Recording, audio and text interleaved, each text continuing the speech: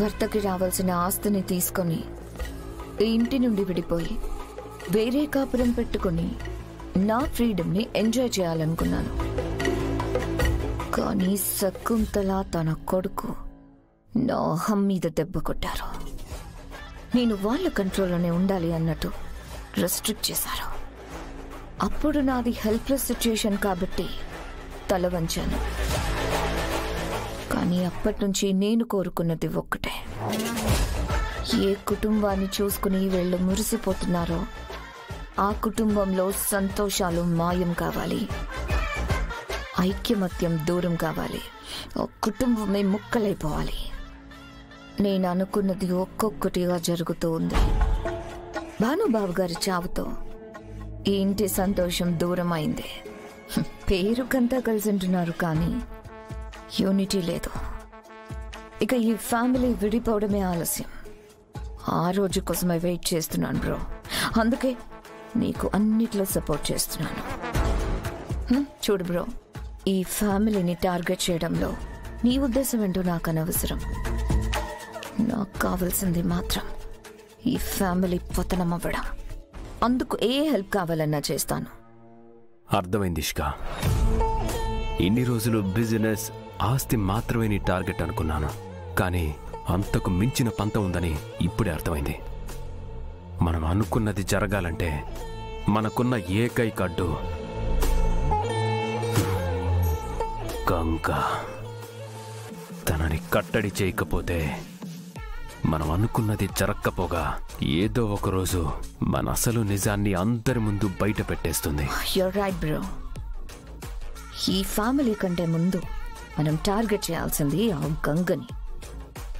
దాన్ని ఈ ఫ్యామిలీకైనా దూరం చేయాలి, లేదా ఈ లోకంలోనే లేకుండా చేయాలి.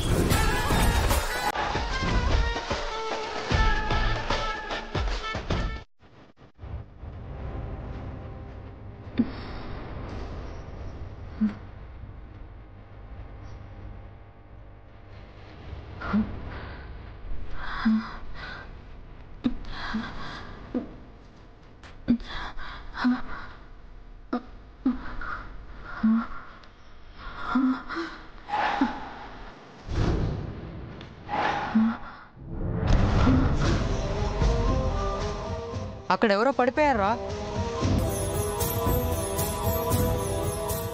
అయ్యో అయ్యో, ఎవరో ఇవిడ పడిపోయింది. అయ్యో పాపం, ఏమైందో ఏమో. ఎవరి దగ్గరైనా మంచినీళ్ళున్నాయా? తప్పకోండి తప్పకోండి. అలా అందరూ అది చేయండి ఇది చేయండి అని ఆర్డర్ చేసే బదులు మీరే హెల్ప్ చేయొచ్చు కదా.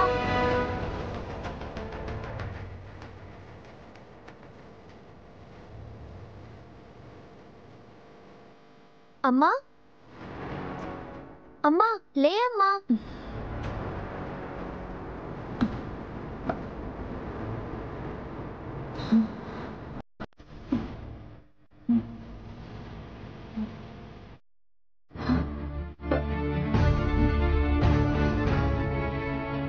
మంచినీళ్ళు తాగుతారా?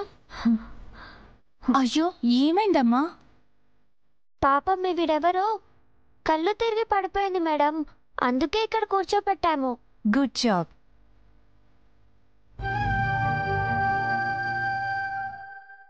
అమ్మా, ముందు మీరు ఈ మంచినీళ్ళు తాగండి.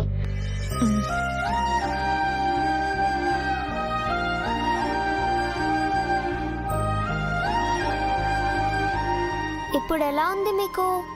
బానే ఉంది పాప. చిన్నదానివైనా చాలా సాయం చేసావు. మేడం, చూస్తుంటే తనకి హెల్త్ బాగాలేనట్టుంది.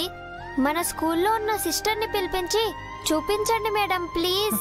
అయ్యో వద్దమ్మా, నేనిప్పుడు బానే ఉన్నాను.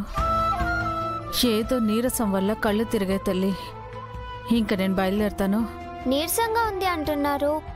ఈ పరిస్థితిలో ఎలా వెళ్తారు? కాసేపు ఇక్కడే ఉండండి. లేదమ్మా, నేను పని కోసం వెతుక్కుంటూ వెళ్తున్నాను. ఇక్కడే కూర్చుంటే నాకు పని ఎవరిస్తారు చెప్పు? నేను వెళ్తానమ్మా. వద్దంటే వెళ్తానంటారేంటి? పని చెయ్యాలంటే ముందు ఆరోగ్యం బాగుండాలి కదా. మీకు పని కావాలి అంతే కదా. ఉండండి, మీకు పని వచ్చే మార్గం నేను చెప్తా. మేడం, ఒకసారి మీ ఫోన్ ఇస్తారా ప్లీజ్? నా బర్త్డేకి కాల్ చేస్తాను. ఇదిగో తీసుకో.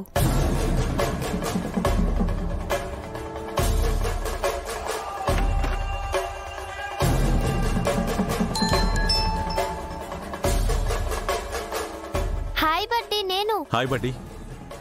స్కూల్ అవర్స్లో కాల్ చేసావేంటి? నీతో ఒక ఇంపార్టెంట్ విషయం మాట్లాడాలని చేశాను.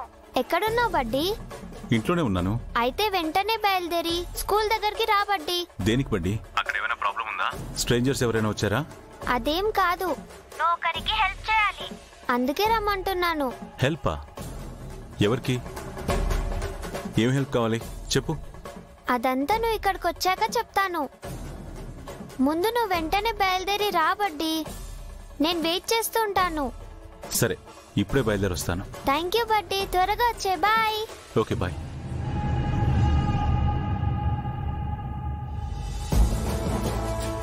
మీరేం కంగారు పడకండి. నేను నా బడ్డీకి ఫోన్ చేశాను కదా, తను చాలా మంచోడు, ఎవరికైనా హెల్ప్ చేస్తాడు. తనొచ్చి మీకు మంచి పని ఇస్తాడు. అంతేకాదు, మీకు ఏ హెల్ప్ కావాలన్నా చేస్తాడు. సరేనా?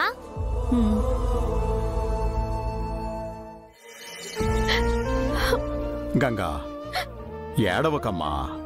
పుట్టినరోజు ఇలా బాధపడకూడదు. నా మాట వినమ్మా.